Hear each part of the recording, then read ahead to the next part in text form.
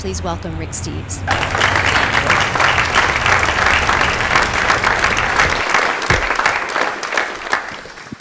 Thank you. Thank you very much, Allison. As Allison said, I run a business in Edmonds where I employ 80 people, and some people would think I should be back home selling tours and working on those guidebooks, but to me this is a very, very important issue. And in the 90s, I get a lot of joy out of bringing back a European perspective, and I was starting to talk about drug policy and a European perspective on drugs. And I would be talking about this and on different interviews, and reporters would always be very straight-laced and ask this predictable questions. And then as soon as the mic was off, they would say, "Thank you for speaking out on this. I can't believe you're talking about this," People were saying it's courageous. I've never promoted marijuana. I'm promoting getting pragmatic and looking at harm reduction and taking the crime out of the equation, looking at a prohibition against marijuana. And people were coming up to me and saying, all over the country, and saying, "I love your books, I love your TV show, and I like the other stuff you're doing too." But they would never say the word, and I'd say, "What do you mean?" "Marijuana, say it," And we can talk about this. We're locking up 800,000 people a year. We're spending billions of dollars on it. We've got a civil war in Mexico. We can talk about marijuana. In the last decade, I've been talking a lot on this exact issue, and Gil Kierlikowski, when he was the police chief in Seattle, assigned one of his lead guys to kind of, tail me and hear what we're saying about this and everything. And I got to know him, and he was a beautiful man, very caring about our community and public safety and so on. And I really respected him, but we saw things differently on drug policy. And we're still friends, we're good friends. And we had dinner once, I remember, we were leaving the restaurant, and he just, in a moment of candor, he just said, "Rick, I just don't understand why you're so into this. You're a comfortable white guy in Edmonds. You and your friends can smoke pot for the rest of your life with impunity." And I said, "That's why I'm into this. This is an amazingly unfair law put on our society in an unfair way. It's not rich white guys that get arrested. It's poor people, it's black people, it's Hispanic people, and so on. And we need to talk about it, and we need to talk about it publicly." I am clearly not pro-pot. We are anti-prohibition. Marijuana is a drug. It's not healthy for you. It can be addictive. It's not for kids. If you're caught driving under the influence of anything, I believe they should throw the book at you. But that doesn't take away the fact that it is a civil liberty for adults in the privacy of their own world to do what they want to do, and as long as they don't hurt anybody or break anything, that's fine. And this is the exciting challenge for us to work on now. I'm into the civil liberties end of it, and the fiscal responsibility end of it, and the social justice end of it. A lot of people are into the industrial end of it. There's people that think hemp is the greatest thing on this planet. It can save the world. I don't quite get that, but I mean, who knows? We have outlawed hemp because it provided too much competition for the cotton industry, I understand. It goes back 100 years or something like that, but this is quite an interesting fabric, and we can't use this fiber. We can import it, but we can't grow it here. I make this hemp bag. It's just a hemp version of another bag that we sell. And I've got a little hang tag on it that I like. I just want to read it to you. It says, "Hemp is patriotic. Of all the luggage on your next airplane ride, this hemp bag is likely the only one not made of petroleum products. If oil dependence is part of America's problem, perhaps hemp is part of the answer. Happy travels." It's just an interesting thing to think that we've got hemp in our grasp, but we're not using it. And people think it's great for biofuel, all sorts of stuff. But I'm not going to talk about that. I just wanted to give this bag away. I'm going to give this bag to anybody who can answer this question. What country south of our border is very likely to legalize marijuana this year? Mexico. Venezuela. Panama. Costa Rica. Guatemala. Nicaragua. Peru. Colombia. Brazil. Colombia. Who said Uruguay? Kim. There you go. Our health professional. It is Uruguay. Okay. It's been fun to talk about this. People ask me, why am I into this? And I think about why. There's a lot of things to speak out on, And I think one of the reasons I'm into it is because I can get away with talking about it. Nobody can fire me. I don't need to be elected. And now it's pretty much mainstream, so it's not that dicey to talk about it. But 10 or 15 years ago, it was a little bit scary to talk about it, and people kept on saying it's courageous. And I just think if it's courageous to advocate changing a law that's causing our society a lot of harm and grief, that's not a very good situation in a free society. So it's good to speak out on it. Some people thought it would mess up my business. And really, it hasn't been a problem in my business at all. I mean, once in a blue moon, somebody will email me and say, I know what you think about marijuana, and we're not going to use your guidebooks, and we're not going to take your tours. And I just think Europe's going to be more fun without you.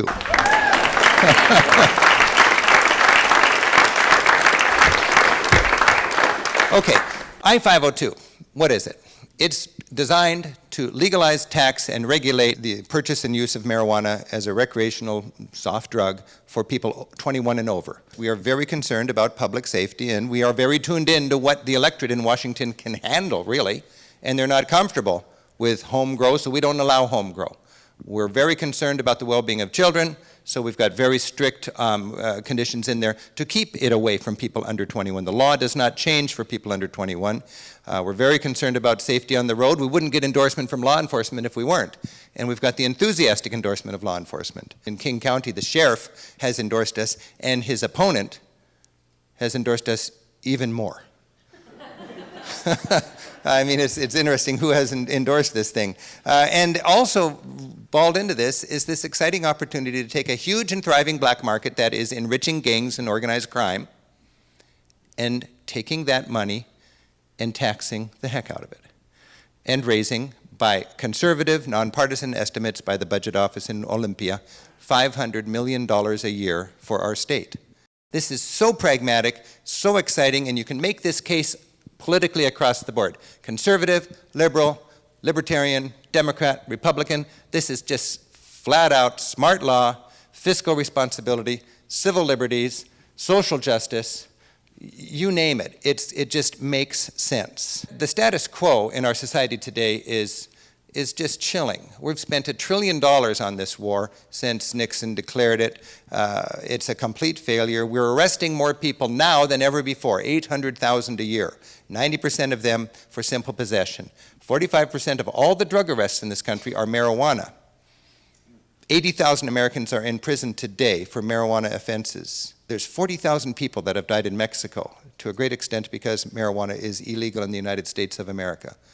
Almost all the concerns are based on the assumption that use will go up. But I really believe use will not go up. What do I base that on? Most people who say use will go up base it on no statistics. It just seems like if it's legal, there's got to be a whole reservoir of people out there wishing they could ruin their lives smoking marijuana if only it was legal. Now it's legal, and let's go. Hemp fest, you know? But I really believe the people who want to smoke pot do smoke pot, and I can look at the track record of other societies that have decriminalized and see what happens. It's been 25 years since the Dutch stopped arresting pot smokers. And by every estimate, our government's estimate and their government's estimate, when you're looking at drug policy things, statistics are very squishy because it's expensive to get these statistics together, and people do it with an agenda. So they are biased. But we look at both sides of the issue, and everybody agrees the Dutch, young and old, smoke less marijuana per capita than Americans do. And Dutch young people smoke half what American young people do per capita. A lot of people say, well, we're sending the wrong message to the kids if we let adults use it. What is this nonsense? Do we have to have a society where we have to criminalize things for adults because we don't want to send a wrong message to them? We can use chainsaws and kids can't. We can drink a cocktail and kids can't. You know, I can drive and kids can't. I helped raise 2 teenage kids. We got them through those complicated years, and they knew that there are things that are okay for responsible adults, and you'll just have to wait. I want to have credibility with my kids. I want my teachers to have credibility with my kids, and law enforcement, in helping them navigate the dangerous waters of serious drug abuse through their teen years. I went to those DARE meetings. I saw the demoralized teachers having to parrot that stuff, not believing it. You could hear a pin drop in the room. Nobody could question anything because they were scared to death to even talk about drug policy. And the kids thought it was a bunch of hogwash. Kids have access to marijuana now easier than alcohol. Policemen know that the best way to lose control of something is to criminalize it. Now, when it's criminalized, kids have to get it from people on the street who have a vested interest in getting them hooked on something more expensive, more profitable, and more addictive. A lot of people ask, won't the feds just come in and preempt this thing? And they very well could. We don't know. But the beautiful thing about our government here in the United States is that the states are incubators for change. That's how it's designed. Time and time again on these kind of issues, different states figure out what their electorate is comfortable with, and they try fixing social problems through state legislation, against the will of the federal government in a lot of cases. Prohibition was not a federal stop, it was a state-by-state thing until the federal government got the message and realized, let's not criminalize alcohol. I-502 has been written very smart from a sober, strict DUI, strict regulations, strict keep it away from kids, strict fiscal responsibility, earmark all those hundreds of millions of dollars back into the community where they need it in the area of drug problems. And it's hard to imagine that our federal government would blatantly go against the will of this state with such a smartly written law. California was on the road to legalizing marijuana with a bill similar to ours, but not as strict. It allowed home growing. And they underestimated the power of what I call the PPP, the pot prohibition profiteers, okay? There's a lot of people that make money because marijuana is illegal. They make it in the law enforcement end of things, and that's an ugly area to get into, but if you think about private for-profit prisons, if you think about federal extra money for the more people you lock up, if you think about prison union guards and sheriff's unions and bonuses and all this kind of stuff in law enforcement, to me it's very ugly. In fact, the notion of privatized prisons, corporate owned, with investors and boards that have to keep their investors happy, boards that are legally obligated to profit maximize in the short term, and the only way you can profit maximize for your stockholders is to find some excuse to lock more people up. That's insidious. Now, on the other end of it, there are the people that make money because marijuana is illegal. And the medical marijuana people in California had a monopoly on it. It was all legalize, legalize, legalize until they're almost on the verge of legalizing. And then the medical marijuana crowd, a lot of it, not all of it, but some of them that were more interested in their profit than helping patients, saw their monopoly was going to be broken, and then they undercut that law. Our city attorney, Pete Holmes, is one of our co-sponsors and very outspoken on this. And when Pete Holmes was running for office in Seattle, we were also trying to fund a $200 million jail. We needed a new jail, and we had to find $200 million. And Pete would be the prosecuting attorney, and he gets to decide who we arrest and so on. And Pete said, I have an idea, let's stop arresting pot smokers and not build the jail. What a concept. What a concept. So Pete was elected, we never built the jail, and we never spent the $200 million. I firmly believe that well, for me, I'm a hardworking, church-going, kid-raising, tax-paying American, and if I spend a long day at work and I want to go home and smoke a joint and just look at the fireplace for 2 hours, that is my civil liberty. Can I hear amen? Amen. Now, if I smoke a joint and I go out and break something or get in my car and drive, unable to drive safely, then I'm a criminal. But at home, as a responsible adult recreational user, you don't have to agree with that. You don't have to think it's a good thing to do. But if you understand the beauty of civil liberties, you should not criminalize bad behavior at home. I can eat 50 Twinkies a night. It's not good, it's not healthy, I'll probably die early, but it shouldn't be criminalized. And the Europeans, it seems like they just love to tell me, a society has to make a choice. Tolerate alternative lifestyles or build more prisons. And then they always follow that up with that annoying little statistic. You Americans lock up 8 times as many people per capita as we do here in Europe. Either you are inherently more criminal or there's something goofy about your laws. The coffee shop thing is just kind of fun to learn about. I learn a lot about it because I have a guidebook on Amsterdam, and I have to go to these coffee shops to be able to write about them. And I go in there as a clueless tourist who doesn't speak the language, because that's how you write a good guidebook. You just put yourself in the mindset of your readers. And I go into these coffee shops, and it's funny because you can't figure out what to buy. How do I spend my money here? And then the guy says, well, we have a law that we can't advertise our marijuana, so if you want to buy something, you have to push this button, and it will illuminate the menu. So I push the button, and the menu is illuminated, and then I can buy a joint for three euros, you see. And I got a whole selection of joints, Pakistan, Morocco, Afghan, but none of them are imported anymore, because that's too complicated. They've got the technology to grow it in greenhouses, and they've sort of refined the situation. You know, they've got this idea that you don't want to advertise marijuana because it's not a good thing. We're regulating it and using it's just for adults. You can't in the Netherlands. You know, you can't buy just a little bit, and you can't advertise it. You'll never see displays in the window. There's never a buy two get one free deal. And it's a fun thing to follow it, and the police actually like it. I mean, there's a discussion on it, but generally it's nice to have that firewall between the soft drug-taking experimenters and population and the hard drug problems. You can have half a kilo of inventory at any one time, 500 grams. That's about a pound. A coffee shop can sell a ton of this stuff, but they can only keep 1 pound at a time in their inventory. So they get a lot of deliveries. In fact, just last year, the mayor of Amsterdam was advocating double the allowable inventory level to cut down on traffic congestion on his streets. So they want to keep the coffee shops legal because they like the crime off of the street and to know that it is being regulated and taking the money and the violence out of it. The election for 2012 is kind of like a perfect storm for an opportunity to get this go to second base, as Happy was talking about here. We went through a lot of work to get 250,000 signatures. We've got a very smart law right now. When you look at the Gallup polls and so on, nationally we're about 50% on the idea if we could handle legalizing, taxing, and regulating. Washington State, we're about 57% with this particular law.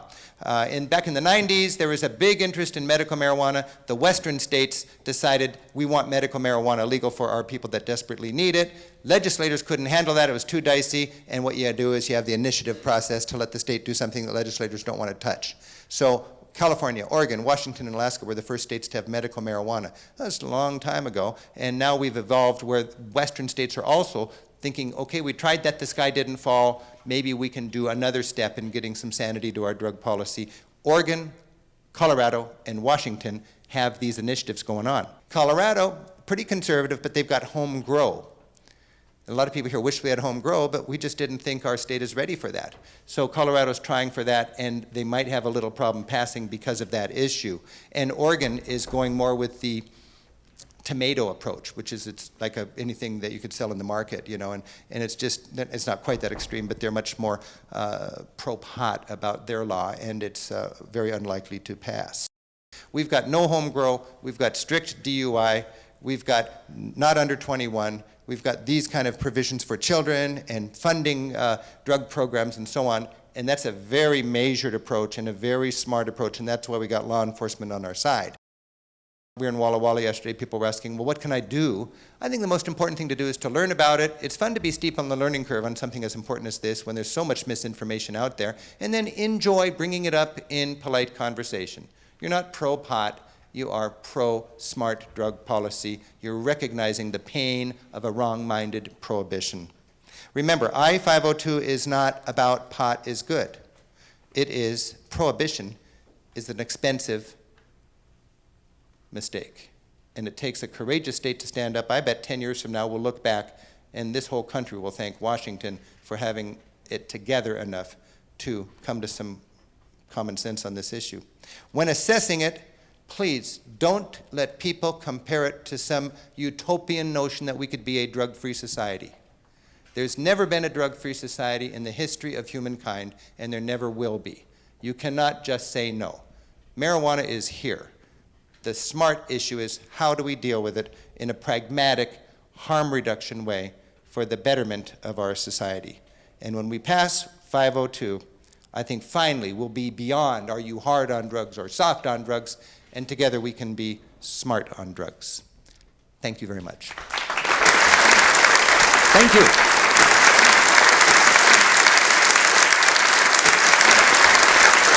Thank you.